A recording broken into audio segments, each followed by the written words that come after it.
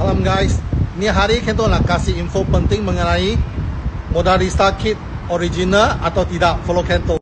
Okay, walaupun ada Jepun punya report, dia tulis ada Modalista kit, tapi tak semestinya ori. First thing, you kena tengok dia punya exhaust dulu. Exhaust dia ada dua exhaust, dia bukan satu. Tengok, dia ada Modalista punya serial number. Ini betul-betul punya original, dua exhaust adalah original dari Jepun. Tapi tak semestinya body kit dia original. Dia pun macam local sini pula. Dia pasang China punya, Jepun pun ada. So, kena tengok, kena buka dia punya body kit, tengok dalam dia punya number code. Baru you boleh confirm ini Modalista ori tak ori. Kita tak ada buka kasih confirm ini body kit ori tak ori. Tapi you boleh tengok exhaust dia.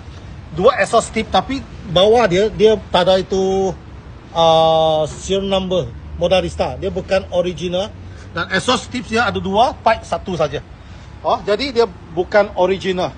Jadi kita boleh tahulah kalau situasi macam ni, kalau you dapat exhaust pipe original, means you punya body kit original adalah 80% ke atas adalah betul punya.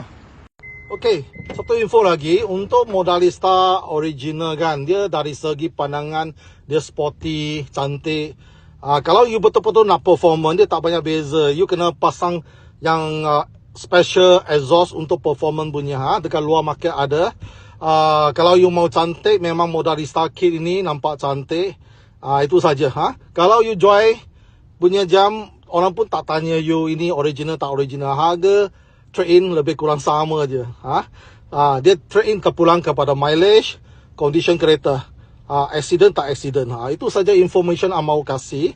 Sebab berminat nak beli kereta dengan Kento, boleh follow Kento page, tengok stok-stok Kento yang ada. Jumpa lagi. Bye.